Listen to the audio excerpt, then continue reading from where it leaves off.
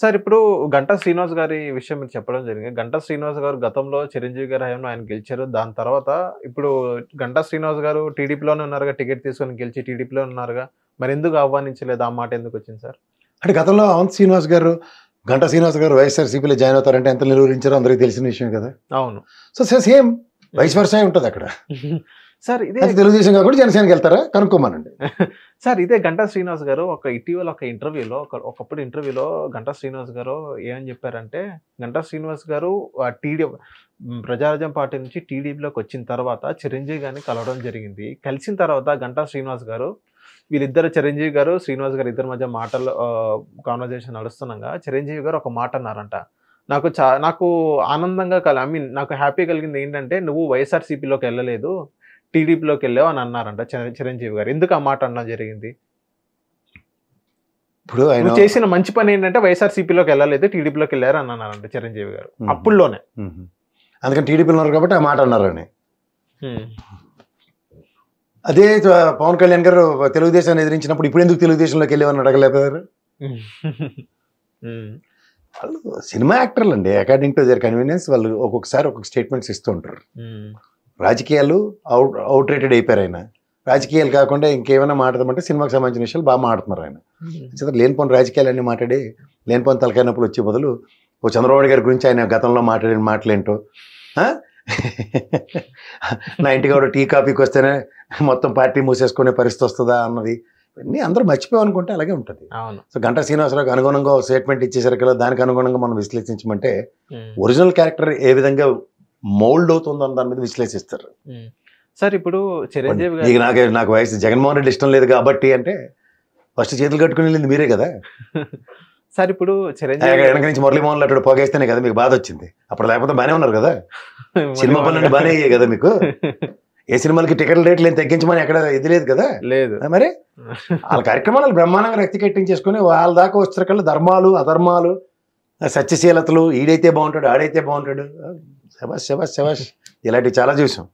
చిరంజీవి గారికి రాజ్యసభ సీట్ ఇవ్వాలని ఒక ప్రతిపాదన అక్కడ ఇంటర్నల్ గా నడుస్తుందని సార్. చిరంజీవి గారికి ఇవ్వడం మంచిదేనా సార్ రాజ్యసభ సీట్ అనేది? నాకు తెలియకడుతుంది సార్. ఆయన ఇంకా కాంగ్రెస్ సభ్యత్వానికి రాజీనామా చేయలేదు. కాంగ్రెస్లో గత కేబినెట్ మినిస్టర్ అయినా ప్రజారాజ్యం పార్టీని కూడా ఆయన కాంగ్రెస్లోనే విలీనం చేశారు. బీజేపీలో విలీనం చేసి వాళ్ళ కేంద్ర మంత్రి కోసం అర్రులు చూస్తున్నారంటే నేను అది కథ వేరు. రాజ్యసభ అనేది ఇప్పుడు ఉన్నది కేంద్ర ప్రభుత్వంలో ఎన్డీఏ కూటమి ఉంది.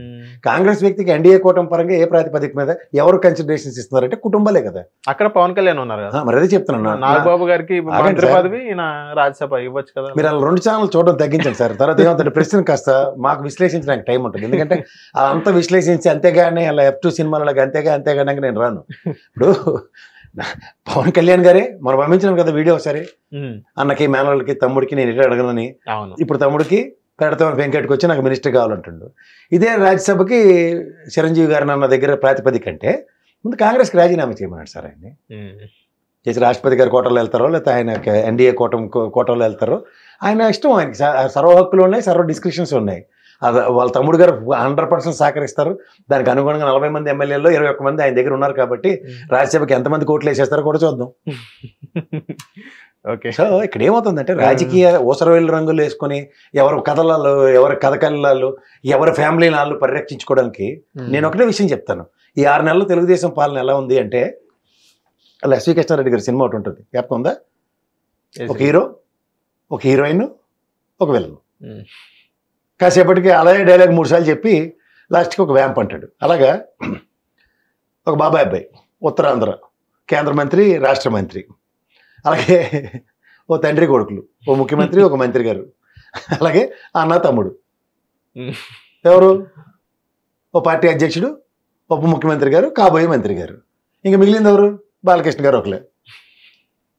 మళ్ళీ వీళ్ళందరూ చెప్పి పెట్టి కుటుంబ పాలనకు దూరం, కుటుంబ వ్యవస్థ కాదు, నరేంద్ర మోడీ గారి అనుచరులు మేము, ఆయన బ్యాచిలరు, మాకు ఈ కుటుంబాలు వర్తించు అన్నీ చెప్తారు. కానీ మనం అన్నీ విని లాస్ట్కి ఏంటి, కుటుంబం అని పాట, బాలకృష్ణ గారి పాటే ఒకటి ఉంటుంది, అన్నగారి కుటుంబం లాగా. అన్నగారి కుటుంబం నుంచి వచ్చిన సొట్టరికాయల పాపాలకి తండ్రి కొడుకులు, బాబాయ్ కొడుకులు, బాబాయ్ అబ్బాయి, తండ్రి కొడుకు అండ్ ఇంకెవరు? అన్న తమ్ముడు, మిగిలింది బాలకృష్ణ గారు. అంతకన్నా ఇంకేం లేదు. బాలకృష్ణ గారు ఇంకా మంత్రి పదవి ఇవ్వరు అనుకుంటా, ఇంకా అలాగే ఉంటారు అనుకుంటా బాలకృష్ణ గారు. ఆయన చేగదనుడు అండి.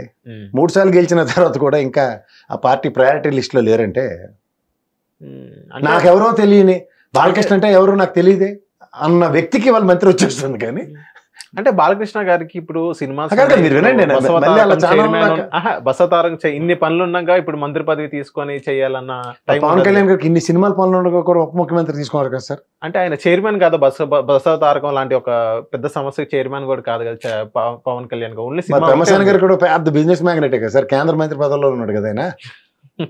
దేనికైనా మనం ఆ ఛానల్ చూసి ప్రశ్నించే ముందు ఒకసారి వెనక ముందు చూసుకోవాలి. మనం ఛానల్ చూడట్లేదు సార్, వాళ్ళకి అనుగుణమైన ప్రశ్నలు ఉంటాయి కదా. ఇక్కడ మీరు ఒక మాట చెప్పండి, ఇదే నాగబాబు గారు బాలయ్య ఎవరు నాకు తెలియదు, అలా పాత యాక్టరా కొత్త యాక్టరా అన్న దగ్గర ప్రజాస్వామ్యంలో 3 టర్ములు బట్టి కన్సాక్టివ్ గా గెలుచుకొస్తున్న వ్యక్తి. కమెడియన్ బాలకృష్ణ అని ఒక వీడియో కూడా మనం చూసాం. అంటే వేరే మీరు అవన్నీ మీకోసం టీఆర్పీల కోసం పెట్టుకోండి, కానీ వాస్తవం మీకు చెప్పేది ఏంటంటే ఈ ప్రజాస్వామ్యంలో నిరంతరం ప్రజలతో ప్రూవ్ చేసుకుంటున్న క్యారెక్టర్ వర్సెస్ ఎవరో తెలియని నేనే ఎవరో నాకు తెలియని వ్యక్తికి అవకాశం కుటుంబపరంగా కల్పించబడుతుందంటే ఏ విధంగానో అన్నది ప్రశ్న.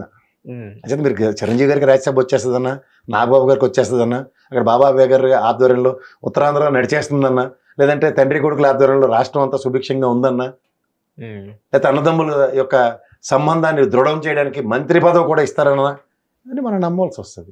వీళ్ళిద్దరూ కలిపి అన్నగారిని పరిరక్షించుకుంటూ దేశ రాజకీయాల్లో కూడా చక్రం తిప్పించేస్తారు అన్నా సరే ఇది ఆంధ్రప్రదేశ్ ప్రభుత్వం అని గర్వించదగ్గ శుభపరిణామంగా గమనించుతూ ముందుకెళ్ళాలి. ఓకే, హిట్ టీవీ యాప్ ని డౌన్లోడ్ చేసుకోండి. ఇందులో short news, live news, entertainment movies అన్ని అవైలబుల్ గా ఉన్నాయి. Please download hit TV app.